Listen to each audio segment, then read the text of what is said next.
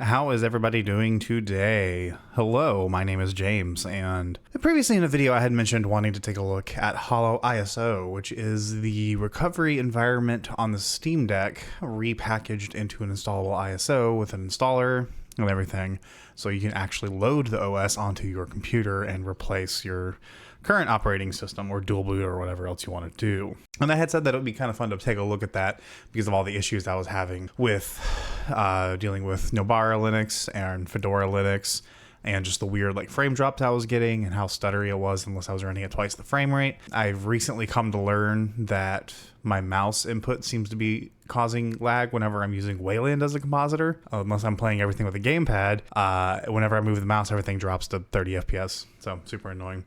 So issues like that are what kind of made me go, well, maybe I'll just do Holo ISO and call it a day. But I was thinking about that, and I think that's a little unfair to just jump in and just do that without having something to compare it to. So for that, I felt it was appropriate to compare it to my Steam Deck. I hope that just came through on the camera. It probably didn't.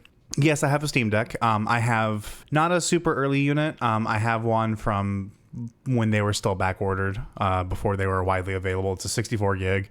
I plan on upgrading it to 512 whenever I can reasonably find a proper sized SSD that's the size that I want gigabyte wise and not be a ridiculous amount of money, which it should hopefully be sooner rather than later, given some of the prices. They do tend to be trending downward, so it won't be too much longer before that's a viable thing for me to do. But I thought that, like I said, it would be useful to kind of go through and actually have a real comparison for the Steam Deck, so that we actually know what we're dealing with, because it doesn't help me showing you the thing if you're looking at it and you're like, oh, okay, I don't know what it normally does. So this is the interface of the Steam Deck. If you are using the public beta currently on Steam, then you can access this interface. This is the new Big Picture Mode interface.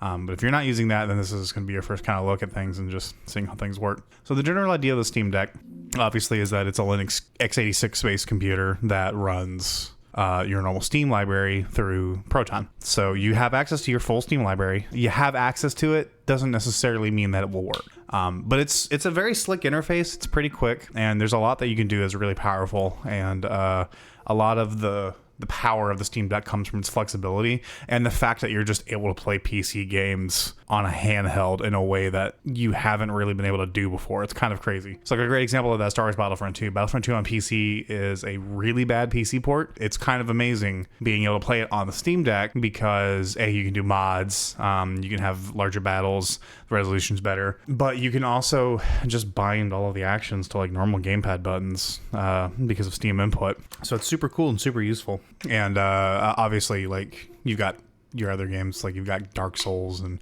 I've got Halo on here. I've played through a bunch of games on this thing already. I think my most recent completion was Call of Duty Black Ops 2's campaign mode. I've played, I've probably played 100 games on my Steam Deck at this point, and most of them just kind of work fine. I would say a good 70% of the ones I find they're just fine. You load it up and it just kind of works. Then maybe 15% beyond that are really finicky with controls because they don't have proper gamepad support like Battlefront 2, so you have to spend a lot of time kind of tweaking and tooling, but you can eventually get it working pretty well. And then the other 15%, I would say the other 10%, no matter how much tweaking and tooling you do, it's just not going to be a good experience, whether that be performance or controls or whatever. It's just, you just don't want to play on the Steam Deck. And then there's maybe 5% beyond that are just completely unplayable. But that's pretty good overall, I'd say. In fact, a good example of the 15% where it's you can totally play it, it's just not great. Black Mesa. I really wanted to sit down and replay Black Mesa, but playing it on sticks is just not good because the game is just not designed. It's a mouse and keyboard PC centric shooter. You can totally absolutely do it. It's just, I feel like you're doing yourself a disservice playing the game that way. There's just so much fun you can have on this thing. And it's crazy how nice it is being able to play these traditionally desktop mouse and keyboard kind of games just sitting on your couch like you would play a Switch game. It's pretty cool. So as I'm sure you can tell, the interface is pretty slick. You just you can choose your categories by using L1 and R1 bumpers. go right to left. They give you kind of a curated selection of these are games that Valve has personally tested and vetted and said, yeah, these are like the quote unquote like ideal experience on the deck, where like they support controller out of the box. You don't have to do anything too crazy. The performance is good, and so on and so forth. Some of these, like Death Stranding, I have a little bit of objections for being great on deck. It runs fine, but the visuals are just garbage, and like maybe it was just something wrong with, like, I was using an older firmware or something. I don't know. Like, I could not get good performance unless I made the game basically visually unusable. But you know, that happens sometimes with different versions of Proton, and that's a constantly updating program. So if you're on experimental, sometimes you might just have a day where just none of your games work. It's unfortunately a thing, but you can always pick which version of Proton you want to run, so it's not the end of the world at the end of the day. Like, fuck, I even played High on Life. I was coming home from a trip about 5 hours away or so to go see my grandmother, and on the way back, Megan was driving, and I played High on Life on my Steam Deck the entire time. Fantastic. Like, it was running at 30 FPS. Yeah, it was kind of slow. Like, it's not the same. Like, I like to play shooters on mouse and keyboard, so the controls kind of sucked in my opinion, but that's because I'm not used to sticks. Otherwise, it totally worked fine. But let's move past the philosophy behind things. I want to actually show you how all this works. So let's find a game that I can install real quick just to show you the install process. I want kind of a small one. Morrowind would be small, but let's try Factorio. So let's go ahead and install that. So whenever you click on the game in your library, you get an interface that's very reminiscent of Steam. You see all the same stuff, your activity tab, the community tab. There's a new kind of section under the game info tab, which will tell you the compatibility with the Steam Deck. If there are any issues that Valve has run into themselves while testing, they'll lay it out here. So like this right here says the game's default graphics configuration performs well on the deck. That's great. Since it's a PC-centric game, some text is very small. Sometimes you have to manually pull up the keyboard, blah, blah, blah. I don't believe that Factorio has got their Steam Deck optimized update out yet, because I think they were too busy working on the Switch version. But now that that's done, they're going to turn their attention to the Steam Deck. So you've got two install options, your internal drive and your micro SD card if you got one inserted. I had to format the micro SD card under the Linux desktop environment using the GUI tool over there, whatever it's called. It's not gparted, whatever it is. Otherwise, I was getting some weird performance issues with the cards, and they were basically unusable. It would install at like 35 megabytes a second for like 10 seconds, and then the card would heat up, and then the card would just not write for like 20 minutes. So it was completely untenable. That solution may have been pulling out my hair for a while. But yeah, so you can throw in, I've got a 256 gig in here right now. Most of it's dedicated to Halo, and I have a bunch of ROMs and everything. If you want to manage your storage, you get the same interface like you do on Steam Desktop, where you can go through and select the different libraries that you have access to, which in this case would be on the different drives. Pick the game and you can move it around. You can uninstall it, whatever you need to do. So for this case, we're just going to straight up install it to the micro SD card.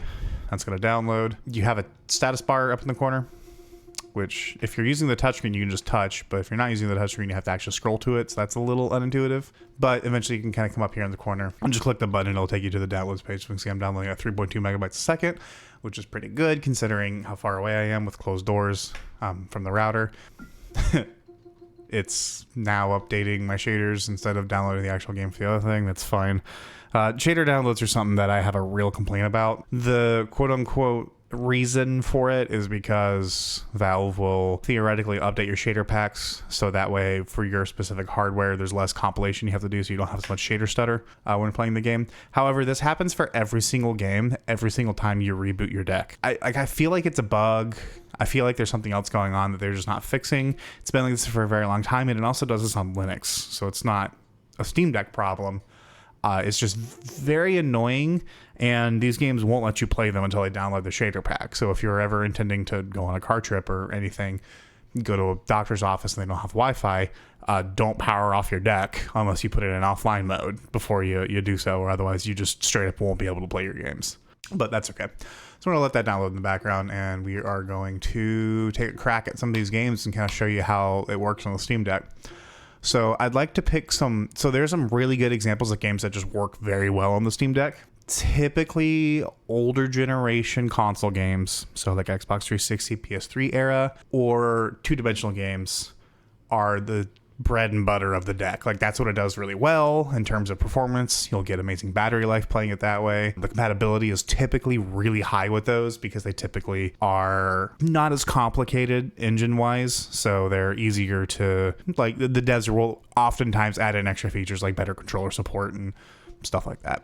I think a good one to start with, let's start with Castle Crashers, just because Castle Crashers is a classic and I love this game. Played the crap out of it on the 360. So this is the game loading interface, depending on the game. As I'm sure you've played PC games, sometimes things just take a little bit longer to load. So they give that little loading screen just in case. Also, for the record, I'm not doing direct audio feed just because I couldn't find one of my cables and it would have taken like 10 extra seconds and I was like, nah, whatever.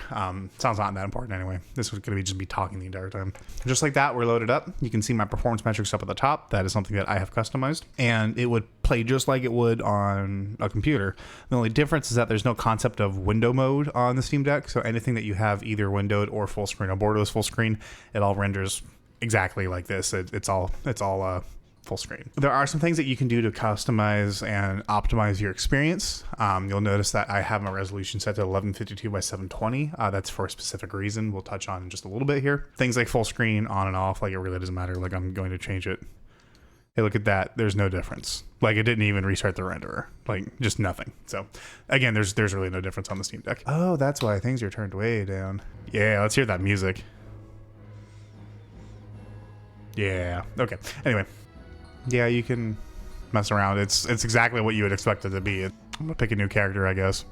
I think I have a Necromancer on the Steam version, and that's what I've been leveling up. But whatever. Yeah, look at me just rocking out. Oh no, one of my guys got shot. So, if you look at the performance metrics, you can see, so my GPU is 33%. It's currently drawing 2.7, 2.6, 2.5 watts.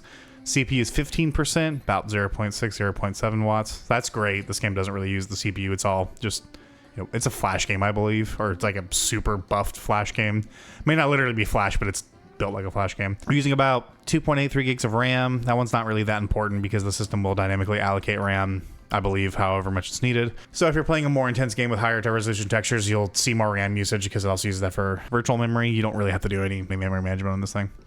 And finally, you have GameScope, which is the frame rate, and a little performance graph to show you any hitches or anything.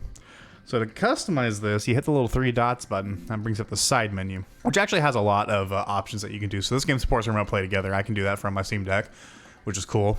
Here's my notifications, just like you would get from a normal Steam. You can see my friends that are online.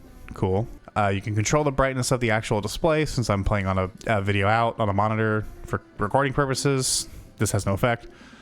You can also mute the microphone system-wide, which is really cool. Toggles for airplane mode, Wi-Fi, Bluetooth, all the same stuff. Night mode is the blue light filter. And you can turn off Rumble and Steam haptics. You can also do automatically scale UI. I typically just leave that set for whatever, who cares.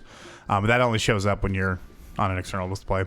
Game Rumble and Steam haptics are an interesting one because the haptics are all done by the vibration motors that are in the touchpads. They don't actually have like linear oscillating motors like you would have on typical game controllers, and the rumble is bad. But that's entirely intentionally. They do that so that way they can save a little bit of battery life and a little bit less weight and all that. So it's like I get it. It's just it kind of sucks. So here you can adjust the metrics for the performance overlay. So off is obviously nothing. 1 is just a frame rate counter. 2 is the stats like we saw.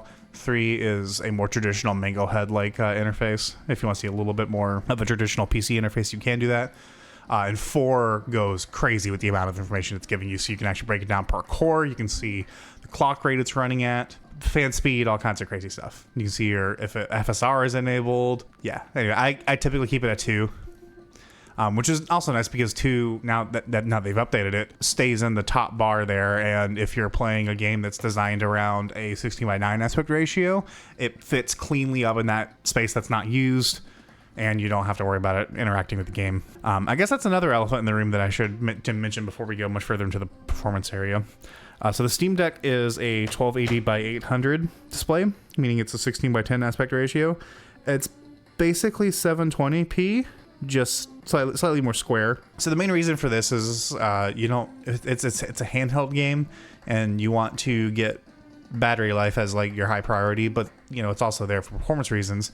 So you want to do 720, but 1280 by 800 lets you display both 16 by 9 content, and if you have a little bit extra horsepower, the 16 by 10 content can get you some more pixels, so it can look better as a result. It's also just a little bit of a bigger screen if they do it that way. There's arguments for both. I'm kind of glad that they went with 16 by 10, to be honest. Like I said, for a lot of the reasons, even if you're playing games that are forced to 16 by 9, you can still just pixel display them. You can display them pixel perfect. So there's no real downside other than it, quote unquote, not using the full screen and getting black bars, which if that bothers you, seek help. But yeah, it's not that big of a deal. So with that in mind, there's some performance things that you can use to, some performance tools that you can use to tweak your experience. I recommend having a per game profile set. It's just a little check. If you don't have this check, it will just use kind of like a universal profile, but check it and each game will use its own performance profile. So you can set different frame rates and you can do all kinds of stuff. So for some reason, I guess it's because this is plugged into my capture card, and it thinks it's running at 100 because the capture card's 120. It's running at 100 hertz for some reason. So that's annoying. That's not normally the case. Normally you get, if you're playing on a handheld, you get 15, 30, 60. Or you can also reduce down the refresh rate of the screen from 60 hertz all the way down to 40 hertz and any arbitrary value in between. And the frame rate limiter here will be quarter, half full off of whatever your refresh rate is. So that's pretty cool. So it's useful in a lot of games like Dark Souls, for example. I'll set the refresh rate down to 40 and cap the frame rate at 40. It's a little bit smoother, a little bit more responsive than 30. Doesn't eat up my battery like 60 would. Allow tearing just disables the system-wide VSync. You can do this if you're super into latency for whatever reason. I haven't come across any situation on the deck of all things where that would be useful. Maybe if you're plugging into it and using it on an external monitor with mouse and keyboard and you're playing CSGO or something, yeah, absolutely turn that off, get those frames. But I don't know, I feel like you wouldn't be playing competitive Counter-Strike on a Steam Deck in the first place. So more options are always good. Just you know, it's there if you need it.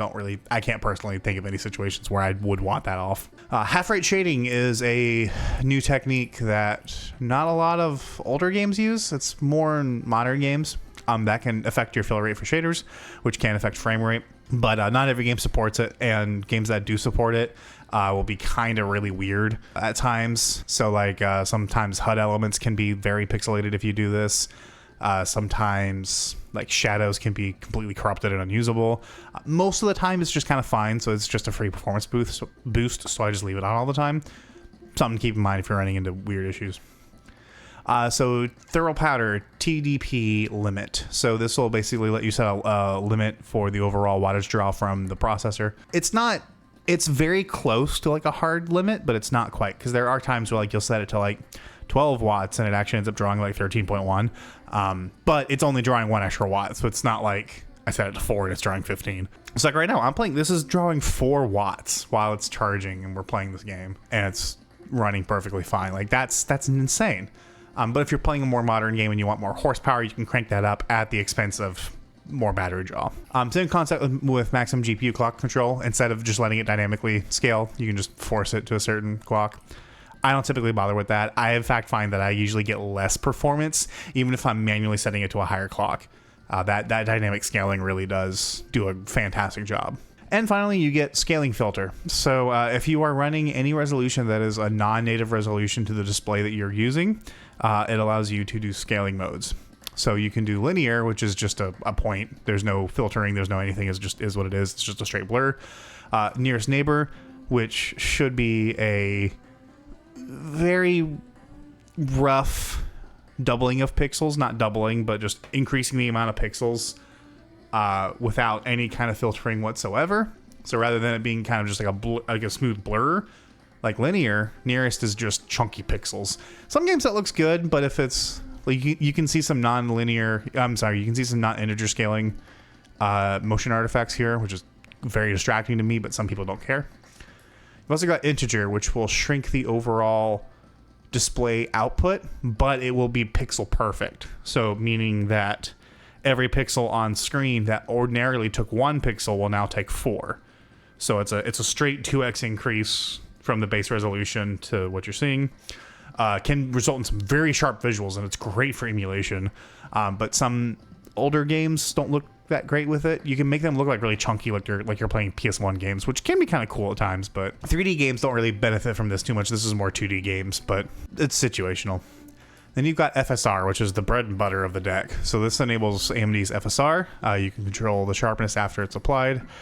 I kind of keep it on 3. 3 I feel it can be a little high if the resolution is lower.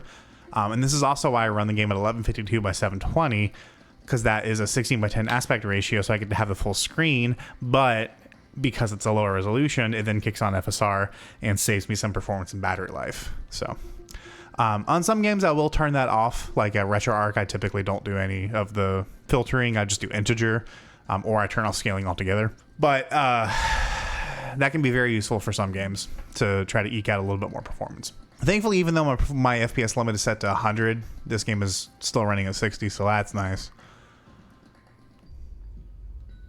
Like I said, it is kind of just an art-based, like, essentially a Flash game, so it should run basically fine on everything on this side of the century. Again, this is the kind of era that this thing is designed for, is taking these older games and just recontextualizing them in a way to let you play them handheld, and it works really well. Not my playing, because I'm too busy looking at the preview window instead of my actual display. So, but yeah, like if you have a game that runs well on the deck, like you can look at the frame rate graph. There's not a single dropped frame, so it's just silky smooth. And to be honest, it's really cool being able to play portable Castle Crashers, because this is a game that, you know, 10 years ago, the only way to play it was on my 360 plugged into my TV. And now here I am playing it, quote unquote, in the palm of my hand. Yeah, I'm connecting it to a display for recording purposes, but like it runs portably. So it's just kind of cool. It's like playing Call of Duty. Call of Duty campaigns portably is really cool too. Just to have, like, the only other experience I've really had with that was Black Ops 2 on the Wii U, which was cool. But this is like the next level, because like you can play Elden Ring. Like I've played Elden Ring on my lunch break before, which is just mind blowing, you know. But let's just take a look at some other games just to kind of give you an idea of what's going on. So, I guess we'll do Crypt of the Necrodancer next. So this one I made a goof. Let me exit this so I can show you that menu here real quick. So you can actually have multiple games running on the Steam Deck at one time if you're not careful. So as I'm sure you'll notice, the music is still playing. That's because the game is still running. So what you want to do is you want to hit the Steam button, and go over to the Castle Crashers category, exit game. Or you can quit using the in-game quit menu if there is one. Otherwise, you'll be running both games at the same time, and that can cause some performance issues. So, yeah, let's do a slightly more modern game. This one's still a 2D game, but I'm really digging it. This game is fun. I have no idea how the latency is going to be on the recording, though, so I might be bad. I'm bad anyway, but yeah, this has been on my to-do list to play for a while. Basically, it's a rhythm game. So you move on beat with the music. Beat skipped. I'm trying to hit. It's not working.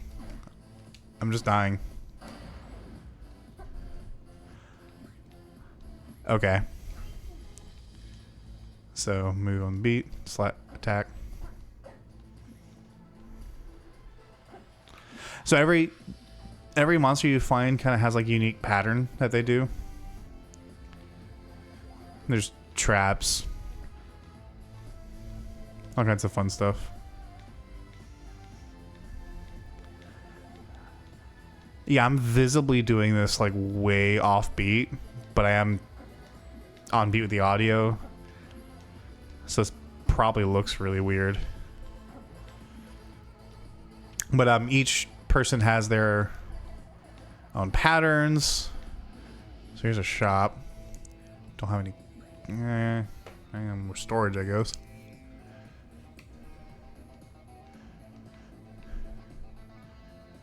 Okay, you stay in place. You are only moving up or down.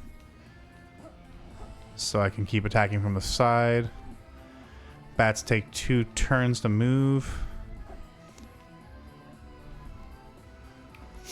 Yeah, this is a really addicting game to play handheld, and the main reason why I wanted to showcase this is to show that the deck can do... Ah, crap, I messed that one up because it goes up. The deck can do crazier games like this, where it's a rhythm game, which is not something that you would typically expect to see in a handheld form.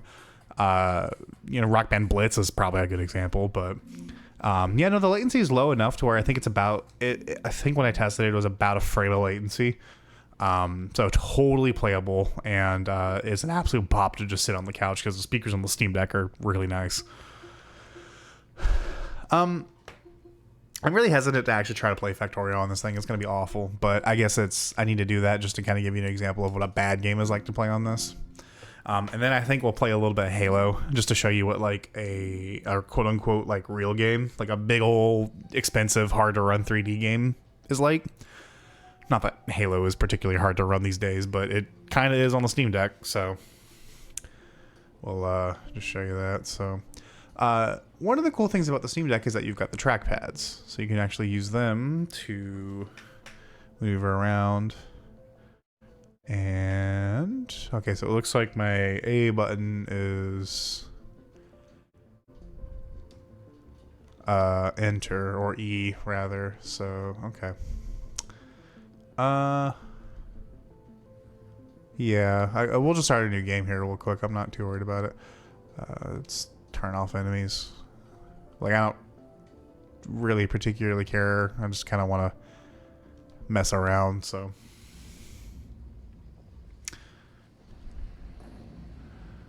Alright, so because we are playing in a lower resolution, we are fairly zoomed in, but this isn't that big of a deal. TBH. What button is tab? Oh no, tab does not seem to be bound by default. Okay. Well, I guess this is good because now I can show the controller settings. So, okay, so we hit controller settings.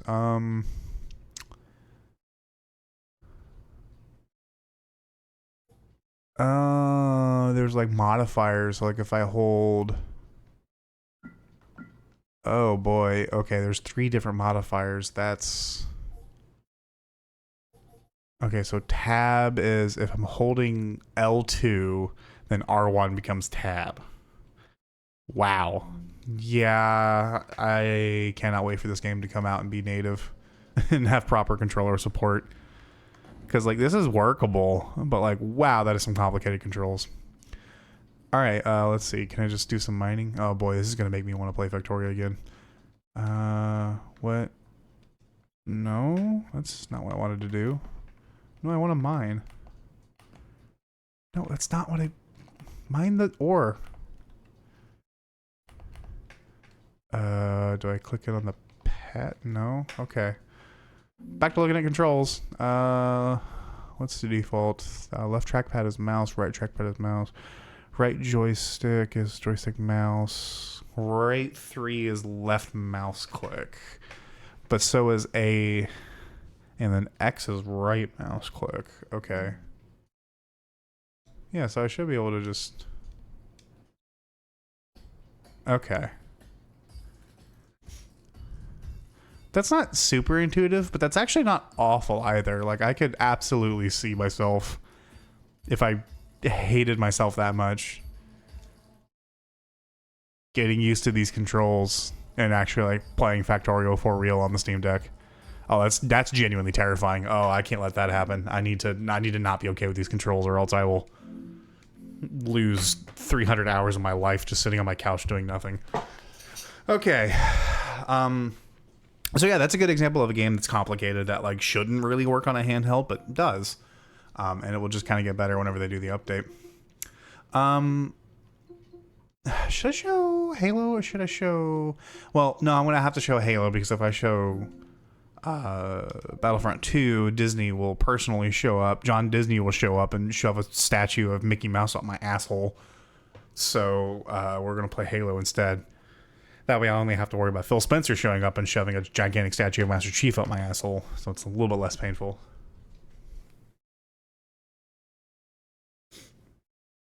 Load times are typically fairly low, but sometimes with some games, the startup sequence can be fairly annoying.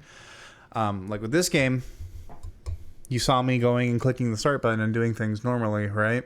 Well, unfortunately, Halo actually has some weird issues right now because of the anti-cheat. If you want to play multiplayer, you have to play it with anti-cheat off, which will let you get on to the public matchmaking, which I'm pretty sure is actually a bug, and we're not supposed to be able to do that. But I'm not going to share my reasonings to why I think that, because I would like to not have my account horrifically banned. Thank you very much.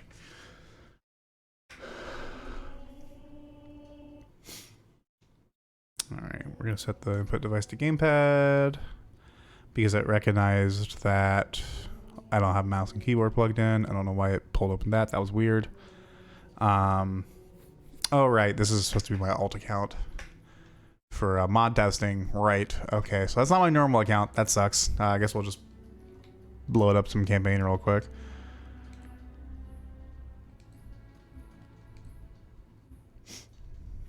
This is really just to show off that, like, yeah, like even games like this, why does this look so bad on the recording? Like, I think my Steam Deck is forcing like low color fidelity mode, or like low range, and then the card is doing high. I hope it's not doing some weird like HDR bullshit. That would be annoying. I don't even think the Steam Deck supports HDR. I hope that's the case, because otherwise I would scream. Oh, I should have done heroic just so I don't have to do the tutorial. Kick off the corp. Okay, cutscene. And I'm just gonna load right into the next level. So you can see the loading bar is kind of going crazy. That's just because loading is stuttering and it's only rendering whenever the bar moves, I think. And then once the game itself actually starts, the render graph is fine. It's a locked 60 with an occasional stutter, but I mean like occasional. So, ooh boy, that needs to get adjusted. So we're gonna go to settings and configure gamepad. We gotta, oh yeah, I think that's all I change. And then I guess let's change the FOV just a little bit, just to show that we can. So like, yeah, it's cool. Woohoo. And I am running this game at 1280 by 720. We came up and down to 1152 by 720. So save some performance. And also let FSR kick in, which in all honesty, like the fact that I'm recording at 1280 by 720, or basically lower than 1280 by 720, it really doesn't look bad, like at all. And that's the amazing part about the Steam Deck, and why I'm okay with it being a 720p screen, even if it's a 16 by 10 in a weird aspect ratio. It plays very much to the deck's strengths, and those Xbox 360 era games play and look wonderful on this thing, and it's a dream. I kind of want to try something like Viva Pinata, which I'd never like really played, or maybe even something more modern like Bugsnax might even run fine. Bugsnax might be a little bit more demanding than this can really take, just based on my experiences with High on Life, but should be fine. Let's just try to pop this fool and be bad because I suck on controller. Oh no, my controls are like not right. Oh, okay, yeah, I need to change the controls too. Why is bumper reload? What sadistic idiot designed these controls? Ugh. I mean, yeah, solid, rock solid 60, no stutters. You'll see that we're using 6 gigs of RAM now, but like I said, it's all kind of dynamically allocated. You don't have to do any memory management yourself. And we're comfortably running within about 6 watts or so. Probably more like 7 or 8 when it's peaking. Like at its absolute worst case. No, Skull, come back. No, Skull, come back. No, Skull, come back. So, yeah. Fantastic game to play portably. Oh, and that's with me having... So I have my wattage specifically set to 8 and GPU to 800 and it's rock solid. So that's actually pretty cool. I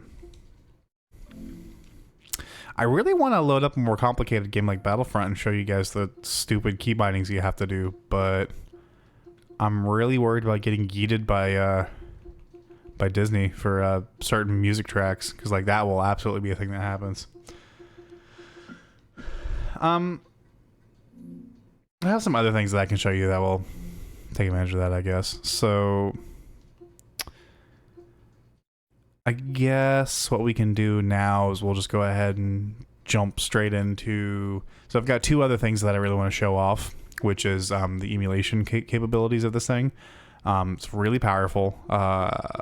Basically everything I've thrown at it, with the exceptions of a specific game that came out very recently that is a Nintendo property that I'm not going to say because I don't want to get my channel yeeted, but y'all know what I'm talking about.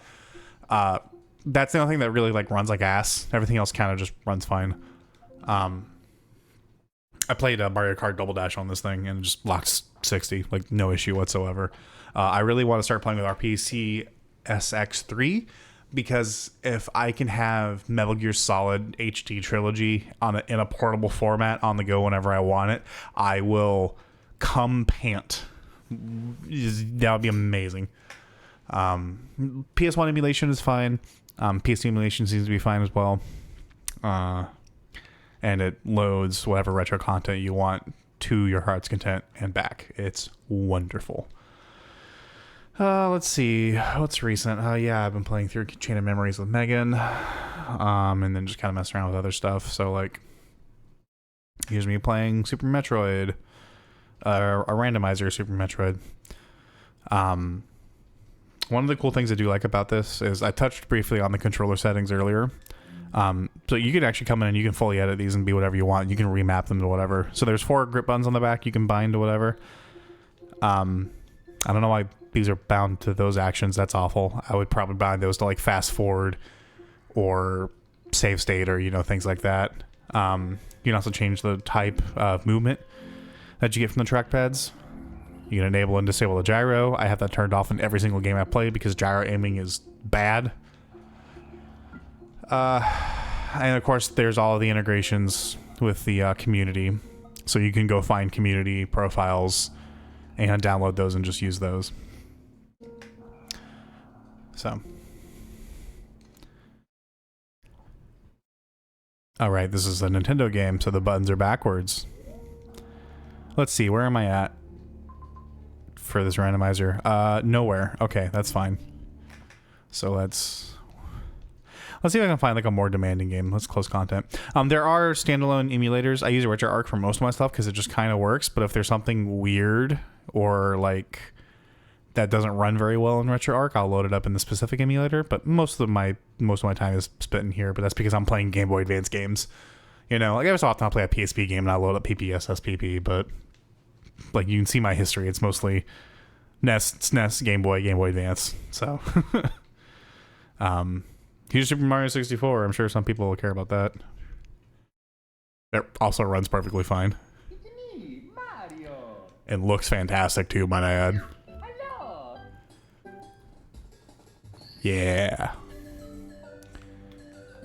Nice and crispy, nice and clear. It's wonderful. So yeah, this thing is kind of replaced my hack switch as my emulation go-to machine, to the point where I actually took out the 256 gig memory card out of my switch and put it in this, because it just works for everything. So not only can I play, you know, like all my emulators on it, I can also play all my PC games on it. So it's a really cool, versatile, flexible thing. But we haven't even seen the actual limits of its flexibility yet. So here comes the party trick. So you hold down the power button for a second. We get this menu. What's this option do down here? Switch to desktop? What does that mean? Well, let's click it and see what happens. Video feed kind of cuts out for a little bit. And by a little bit, I mean this one actually takes a while to load. Fatal error needs 250 megs of free disk space to update. Okay, so I was played a little too fast and loose with my storage. This is probably going to freeze and crash, isn't it? Yup. Oh, it's on my... Oh, it's showing both monitors. That's super weird. Okay. Sorry, it activated my built-in display as well as the recording display. So let me... But yeah, one of the coolest things about the Steam Deck is that you get a full KDE Plasma interface in desktop mode.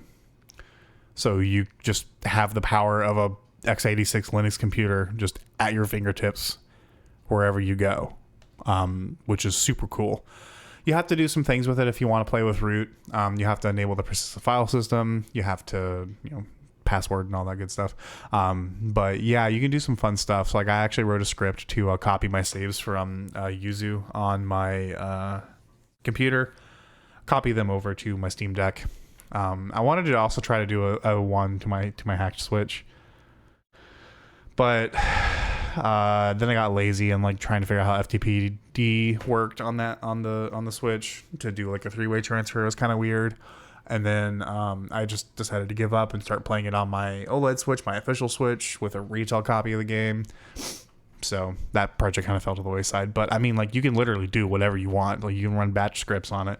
You can even add non-Steam games to your Steam list and actually access things like the console in the Steam gaming mode side of SteamOS, which is pretty cool. So this is super useful for copying files to and from USB drives. You can edit config files. You can, FTP, do whatever you need to do.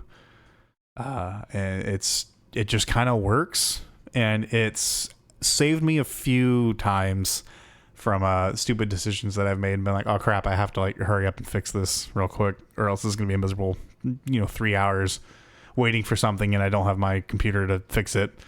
I'll boot it into game mode, or boot it into desktop mode instead of game mode, and voila, I can plug in a USB drive and fix what I need to fix. It's wonderful. There are some limitations. You don't really want to use Pac-Man. You can to install some stuff, but you don't really want to use it. It's designed around using Flatpaks, which I've stated my opinion on before. Not super a fan of. There's also some weird like remnants where like it, for some reason, like this icon for Fear has just been on my Steam Deck for like 2 years now, however long I've owned this thing. Because like I installed Fear when I first got the game, whenever I first got the Steam Deck. And like that icon just won't go away. So that's strange.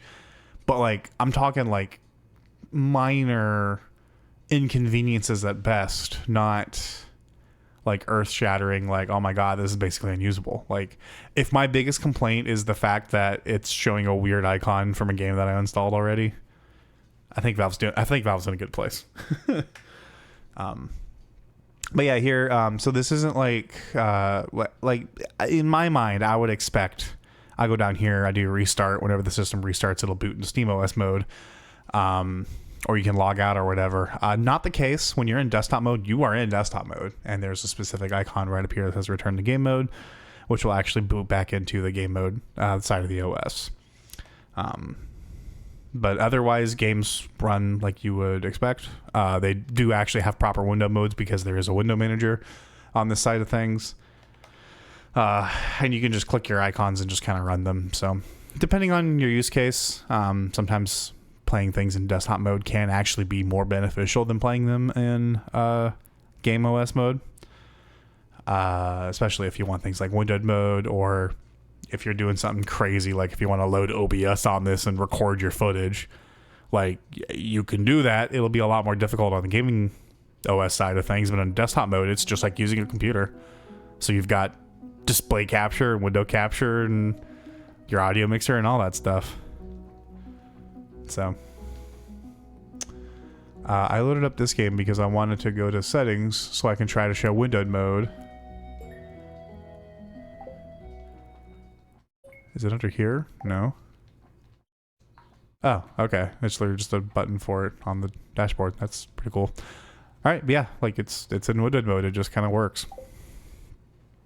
So, things can be a little weird with the trackpad. Like my trackpad just stopped working there for a second there. That's just because of the way that SteamOS handles your desktop configuration versus your in-game configuration for controls. It takes a second or two to apply whenever you first load into desktop mode because like the Steam client has to launch in order to give you that functionality.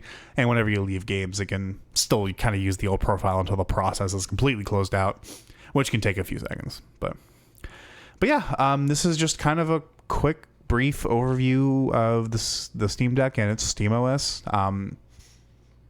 As somebody who used SteamOS 1 for a while there, this is so vastly much better, and like it's so easy that like my kid and like Megan and Jonathan can use this thing, like pick it up, they intuitively look at it and know how to like download a game and launch a game. And even though sometimes there might be some weirdness with controls, I would much rather sit down and fuck with controls and get all that figured out than have to deal with the nightmare that has been Steam on Linux in the past. So Valve has done an amazing job. The fact that this handheld exists at all is just mind-blowing to me, that I have a Linux computer in my palms that I can take with me anywhere and play Hitman on the go. It's just such a cool concept, and I'm totally there for it. So, but yeah, let me know down below if you guys have any questions about specific features of the Steam Deck that you want to see how it does. Like I said, I just kind of did like a high level overview of everything. I didn't go super in depth with everything just because there's a lot to talk about. Like for example, there's full Bluetooth support, so you can connect like your PS5 controller to it and it will natively support it, and whatever other, if you have a DualSense game, it will just kind of work. You can pair mice and keyboard to it, so you have like a portable workstation. You know, like if you're a sadist, you can tell it to use Nintendo button layout, so instead of A and B being A and B, you can swap them so that way they're physically where you would expect like an Xbox buttons to be. You know, you can customize like trackpad sensitivity, and like you can load custom startup movies. Shout out to that guy who, as a joke, put the entirety of the first Shrek movie as his boot up movie, and then realized that you can't skip it because the Steam Deck was not designed for that, so it just plays out the entire movie file in its entirety. So rip that guy. Yeah, you can do all kinds of fun stuff. And this is quite honestly my favorite handheld, mostly just because of the fact that it's kind of cool to have a company give us a handheld that I can quote unquote jailbreak out of the box and just run my own stuff on it. So, and if that sounds like your jam, well, you know, play around with it. It probably will be your jam. It is important to note that it is very performance constrained, and as more and more modern games come out, you're going to have harder times running those, but that's also not really what the Steam Deck is designed for. So just play to its strengths, and I think you will have a lot of fun with the Steam Deck. With all that said, guys, I will see you around, and I hope y'all have a great rest of your week.